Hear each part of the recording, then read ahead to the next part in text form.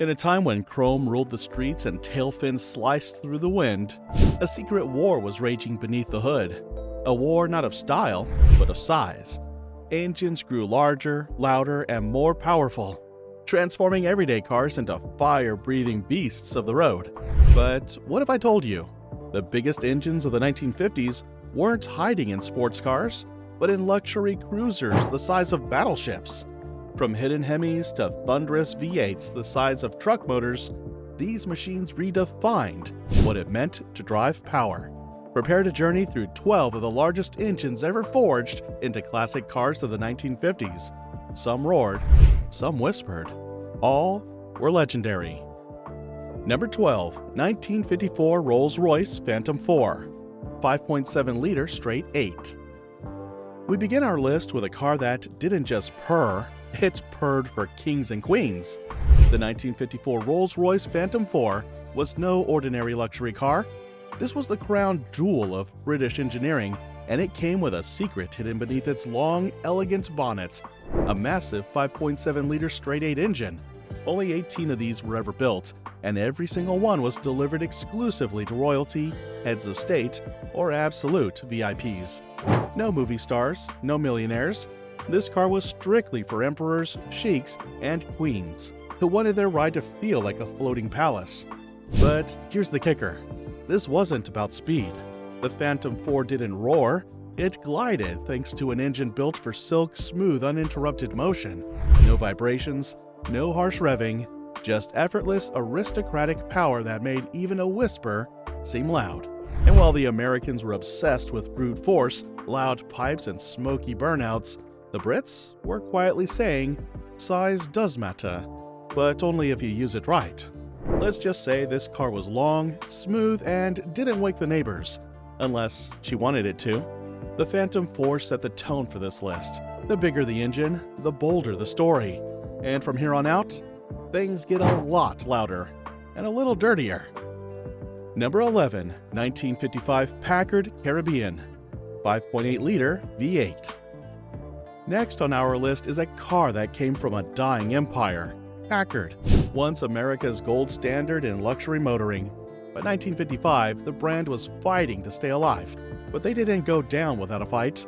Instead, they launched a final flex, the Packard Caribbean. This wasn't just any convertible. The Caribbean was Packard's top-of-the-line halo car, an exotic, hand-finished cruiser that cost more than a Cadillac El Dorado at the time. Only 500 were made that year, and each one came loaded to the brim with opulence, and under the hood, some serious artillery. Its 5.8-liter V8 pumped out 275 horsepower, a huge leap from Packard's earlier straight 8s. But what really made this machine special was its twin 4-barrel carburetors, a setup that screamed performance in a car dressed like it was headed to a presidential parade. But Packard wasn't just chasing power, they were pushing tech boundaries too. The Caribbean came with torsion-level suspension, a self-leveling system that could automatically adjust the right height based on passenger weight to road conditions. That's the kind of thing Rolls-Royce bragged about decades later. Driving a Caribbean was like cruising on a velvet's cloud, until you floored it. Then it became a torque-loaded missile with white-wall tires. It was beauty, brains, and brawn. Like a pinup girl who could rebuild her own engine. The Caribbean was Packard's last real mic drop, a luxurious swan song that said, yeah, we're going out, but we're going out in style, with 2 tons of chrome and a V8 that'll leave tire tracks in heaven. Number 10, 1956 Chrysler New Yorker, 5.8-liter Hemi V8. If the Packard Caribbean was luxury dressed in a tuxedo, the 1956 Chrysler New Yorker was the mob boss in the back room. Quiet, powerful, and ready to break jaws. At first glance, it looked like just another well-dressed 50s cruiser. But hiding underneath the hood was something dangerous. A 5.8-liter firepower Hemi V8, an engine that didn't just beat Packard's Caribbean, it outmuscled it. This wasn't Chrysler's first Hemi, but it was one of the most refined of the early generation.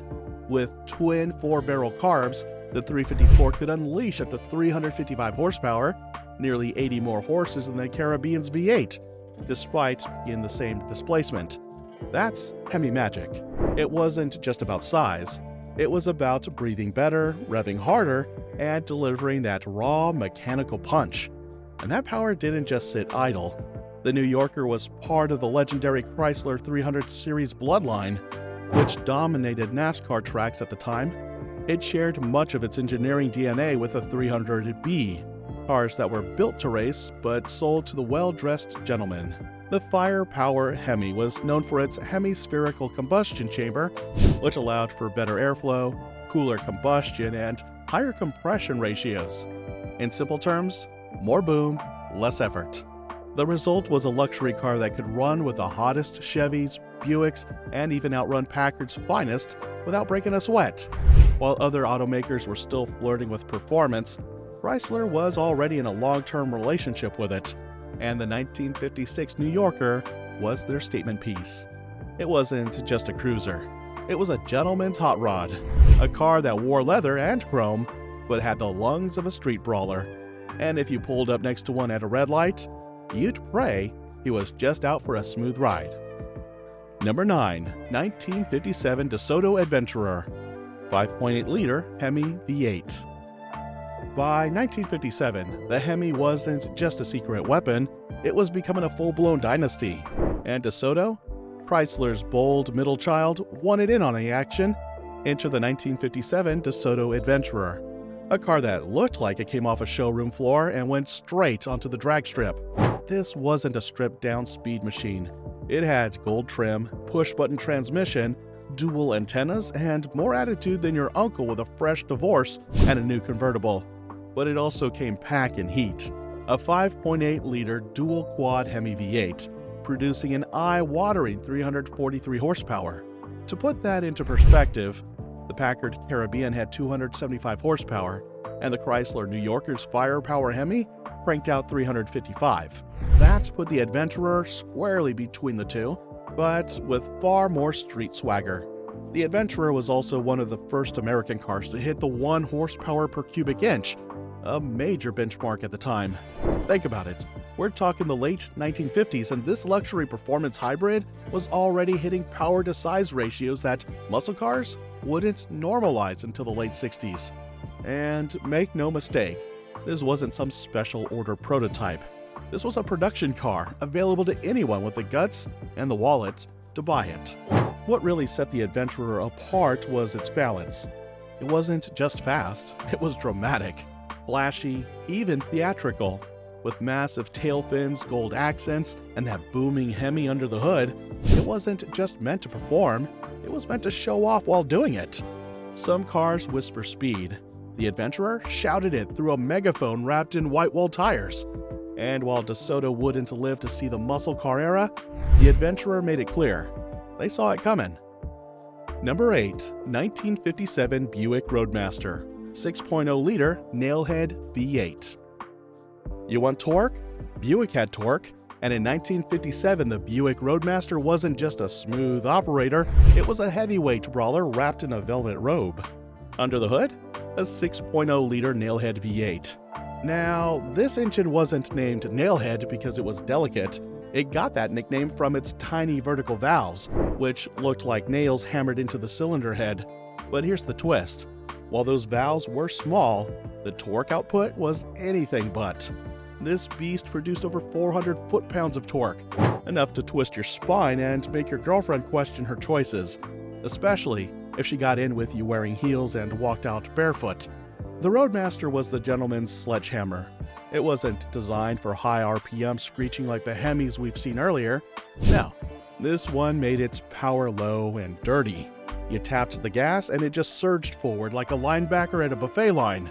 Zero hesitation. And yeah, it was heavy, over 4,500 pounds of chrome, steel, and leather. But the Nailhead didn't care. It moved that bulk like a farmer tossing hay bales, with years of built-up frustration and small arms the size of tree trunks. Now, let's get to that American-style wisdom. They used to say the Nailhead didn't rev high, but it could pull like a plow horse in heat. Once you got it going, you weren't stopping it till something broke or someone begged. This wasn't your flashy prom date. This was your wild older cousin. fresh out of jail, wearing cowboy boots and smelling like moonshine, and somehow still showing up to Thanksgiving dinner in a three-piece suit. The Roadmaster didn't need to be allowed to be wild. One flick of the throttle and it let you know exactly who was in charge. Number 7. 1957 Mercury Turnpike Cruiser 6.0-liter V8. Now, this one was built for America's newest obsession, the highway. The 1957 Mercury Turnpike Cruiser wasn't just a car, it was a rolling spaceship with tail fins. Named after the turnpikes or expressways popping up all over the country, it was made to go fast, go far, and look good doing it. Under the hood was a big 6.0-liter V8 making up to 290 horsepower. That's just a little behind the Dodto's Hemis, but still way ahead of most cruisers in its class.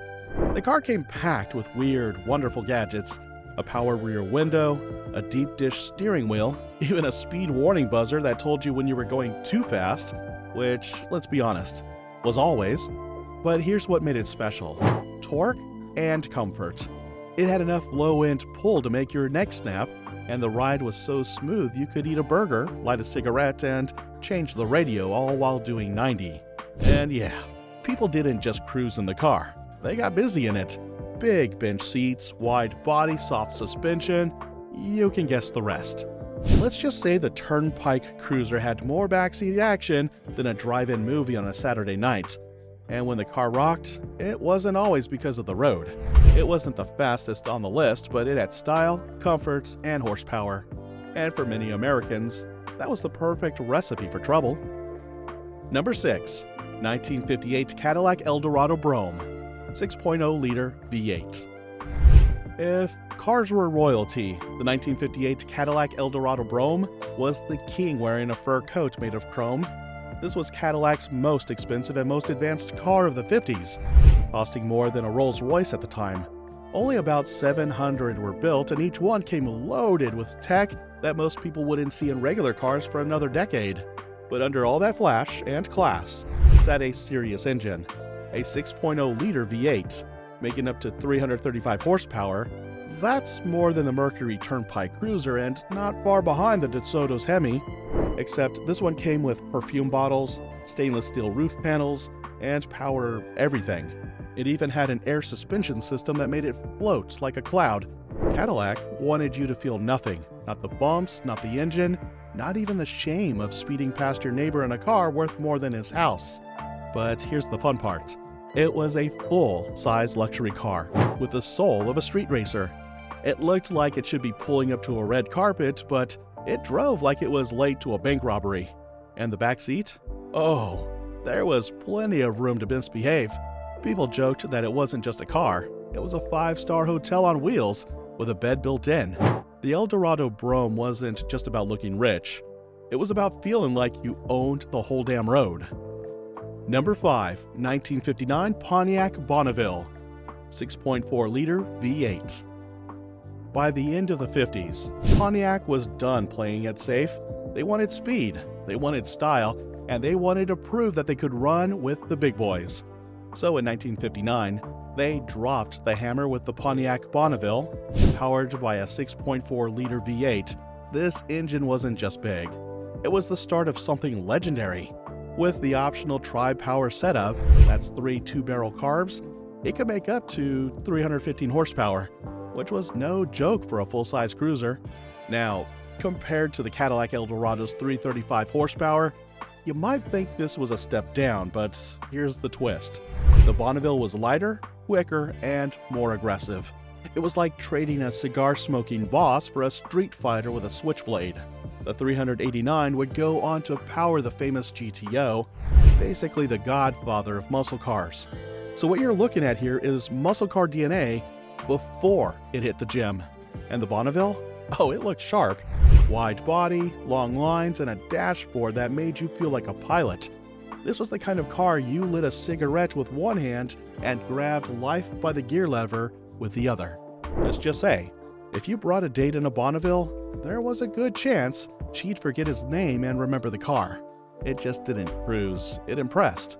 The Bonaville was Pontiac's way of saying, we're not just here to look good, we're here to pass you.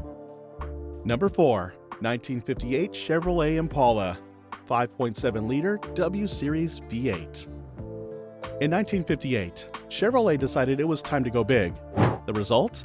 The launch of their first big block V8, the 5.7-liter W Series engine, and they gave it a home in the brand new Chevrolet Impala. This wasn't just a fancy full-size car, it was Chevy's statement. We're here to play with the big boys. With the triple carb tri-power setup, the 348 could make up to 315 horsepower, the same output as the Pontiac Bonavville's 389, but in a package that felt younger, sportier, and more affordable. While Pontiac's engine was smoother and more refined, Chevy's 348 was tougher, more raw. It had a unique W-shaped valve cover, and it was built strong enough that it later became popular in trucks and even racing boats. Compared to the earlier Buick Nailhead or the Cadillac 365, the 348 wasn't just for comfort. It was built to be pushed hard. And in the Impala, that meant a car that looked like a cruiser but acted like a street brawler. This was the beginning of something big for Chevy. The 348 led directly to the 409, then the 427, engines that would dominate the muscle car era. The 1958 Impala with the 348 was like a teenager with something to prove, and the engine to back it up. Number 3, 1957 Oldsmobile 98, 6.1-liter Rocket V8. Oldsmobile wasn't just another GM brand in the 50s. It was one of the first to bring real performance to everyday cars. And by 1957, they had something special under the hood of their top model, the Oldsmobile 98, the 6.1-liter Rocket V8. This wasn't Oldsmobile's first rocket engine, but it was the most powerful so far, making up to 300 horsepower with the optional J2 package, which added 3 two-barrel carbs, just like the tri-power setup we saw in the Pontiac Bonavville and Chevy Impala. Compared to Chevy's 348, the Rocket 371 had more displacement and smoother delivery, but slightly less top-end punch. Where the Impala felt sporty and aggressive, the Olds 98 felt big, bold, and confident. The kind of car you cruise down Main Street in if you wanted everyone to look. The Rocket engine earned its name with good reason. It wasn't just strong, it was reliable and well-built, helping make Oldsmobile one of the top-selling brands of the decade.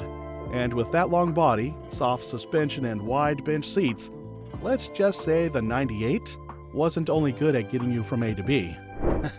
It was great at helping you stay parked a little longer. This was full-size American power at its best, smooth, fast, and ready to launch. Number 2, 1958 Chrysler 300D, 6.4-liter Hemi V8. By the late 50s, Chrysler was no longer just about luxury, it was about performance. Enter the 1958 Chrysler 300D, a car that wasn't just fast, it was a muscle car wrapped in a tuxedo. Under the hood, the famous 6.4-liter Hemi V8, one of the most revered engines in automotive history. With up to 390 horsepower, it was far ahead of most other cars on this list, including the Oldsmobile Rocket and Pontiac Bonavville, which had less horsepower. The Hemi engine's signature hemispherical combustion chamber allowed for better airflow and higher compression, delivering not just power but smooth, responsive acceleration. While the Cadillac El Dorado and Buick Nailhead were focused on comfort and cruising, the 392 Hemi was built for speed, with a brute force that made it the king of the street at the time. This engine was so powerful it dominated on the racetrack, and when it wasn't doing that, it made the 300D one of the fastest production cars in the world. The Chrysler 300D was everything you wanted in a luxury car, but with the attitude of a street fighter. With those bold tail fins and massive engine, it wasn't just about looking good. It was about taking over the road. Number 1, 1959 Lincoln Continental Mark IV, 7.0-liter Mel V8. You've seen smooth cruisers, street sleepers, and early muscle machines. But now, we end with the biggest brute of them all. The 1959 Lincoln Continental Mark IV wasn't just a car, it was a land yacht. Stretching over 21 feet long and weighing more than 5,000 pounds, it needed something massive to move it. And Lincoln delivered, with a 7.0-liter Mel V8, the largest engine on the list. This motor made up 350 horsepower and a mountain of torque, enough to pull the Mark IV from a stop like a freight train. While the Chrysler 392 Hemi had more peak horsepower, the Lincoln's 430 was all about low-end strength, quiet, effortless, and relentless. Compared to the Oldsmobile 371 or the Pontiac 389, the Lincoln's engine didn't rev as high, but it didn't need to. It was built to cruise at 90 miles per hour without breaking a sweat, eating up highway miles with the ease of a jetliner. In the back seat? Let's just say it was wider than some studio apartments. Rumor has it, more than a few love stories and maybe some bad decisions were made back there. The 430 Mel wasn't about flash or bragging. It was about dominance, pure, quiet confidence in V8 form. Big, bold, and built for power, the Mark IV ends our list not just as a car, but as a rolling monument to the era of excess. 12 giants, forged in steel, fueled by fire, and born into an age that refused to compromise. These weren't just engines, they were weapons of prestige, rolling thunder that echoed through America's golden age. But this is only the beginning. Subscribe and ride with us through more stories from the edge of automotive history. Like the video if you felt the rumble of these forgotten legends. Share it so their roar may never be silenced.